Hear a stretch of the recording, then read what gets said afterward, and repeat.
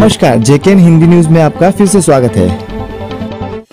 न्यायालयीन फैसलों पर सरकार तुरंत पुनर्विचार करे, शत्रुघ्न बिरकड़। शिक्षा क्षेत्र में हाल के बदलाव से शिक्षक वर्ग में असंतोष बढ़ रहा है। न्यायालय द्वारा शिक्षकों के लिए टीईटी अनिवार्य करने और माध्यमिक स्कूलों में 100 की जगह 150 विद्यार्थियों पर एक मुख्याध्यापक के नए निकष लागू करने के फैसले पर सरकार ने तत्काल पुनर्विचार करना चाहिए। ऐसा मत जिला शिक्षण समन्वय समिति के अध्यक्ष शत्रुघ्न बिरकड़ ने व्यक्त किया। वे सर्किट हाउस में हुए समिति के बैठक में बोल रहे थे। शत्रुघ्न बिरकड़ ने कहा कि कई ग्रामीण और शहरी स्कूलों में पहले ही विद्यार्थियों की संख्या कम हो रही है। ऐसे में मुख्याध्यापक पद का नया निकष शैक्षणिक संस्थाओं के लिए अतिरिक्त चुनौती खड़ी कर सकता है। उन्होंने कहा कि निर्णय लेने से पहले व्यवहारिक परिस्थितियों का अध्ययन जरूरी है। बैठक में उपस्थित सभी सदस्य डॉक्टर अविनाश बोर्डे सचिव, विजय ठोकळ कार्याध्यक्ष, विलास खुमकर जिल्हा मुख्याध्यापक संघ अध्यक्ष, दिनेश तायडे सचिव, राजेश देशमुख प्राथमिक संघटना, मनीष गावंडे, शशिकांत गायकवाड, डॉक्टर विजय टाले शिक्षकेतर संघटना, दीपक बिरकड़ शिक्षक संघटना, माधव मुंशी, दिनेश गायकवाड़, संतोष आहिर, पंकज वाकोडे, इनके साथ अनेक शिक्षक बड़ी संख्या में मौजूद रहे।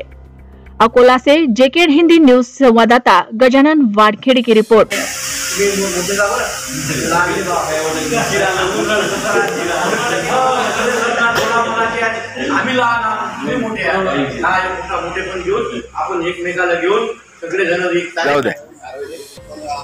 शिक्षक समन्वय समितीचा शिक्षक समन्वय समितीचा शिक्षकेतर कर्मचारी एकजुटीचा शिक्षकेतर कर्मचारी एकजुटीचा विद्यार्थ्यांचं शिक्षण झालं पाहिजे, विद्यार्थ्यांचं मोफत शिक्षण झालं पाहिजे, मोफत शिक्षण बंद करणाऱ्याचा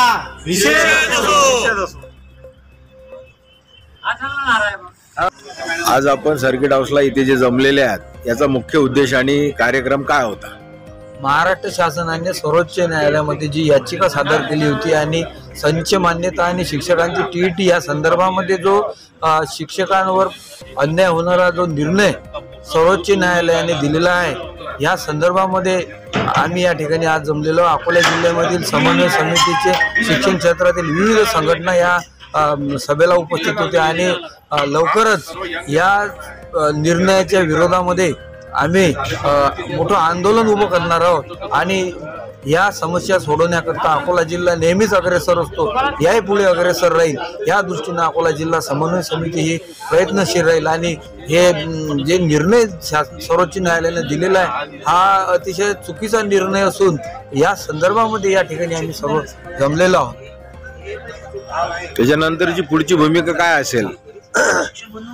आम्ही जो काही निवाडा सध्या आपल्या समोर आहे आणि टीईटीच्या संदर्भामधलाही निवाडा आपल्या समोर आहे, विद्यार्थ्यांचं शिक्षण वाचवलं पाहिजे, विद्यार्थ्यांना शिक्षण मिळालं पाहिजे, ही भूमिका समन्वय समितीची आहे। आम्ही शिक्षण वाचवण्यासाठी आंदोलन करणार आहे। ग्रामीण भागातलं बहुजन विद्यार्थ्यांचं शिक्षण दुरापास्त होऊ नये या भूमिकेतून येणाऱ्या काळामध्ये मोर्चा आणि आंदोलनाच्या रूपात आम्ही निश्चितपणे याच्यावर आंदोलन करणार आहे। शिक्षण समन्वय समितीच्या माध्यमातून अकोला जिल्ह्यातील सगळ्या संघटना, सगळे शिक्षक आणि पालक आणि विद्यार्थी हा समुदाय हा प्रचंड आंदोलन करण्याच्या विचारात आहे। निश्चितपणे ते आंदोलन समन्वय समितीच्या माध्यमातून घेणार आहे। ऐसी ही और खबरों से जुड़े रहने के लिए देखते रहिए जेकेएन हिंदी न्यूज। ऐसी ही और खबरों से जुड़े रहने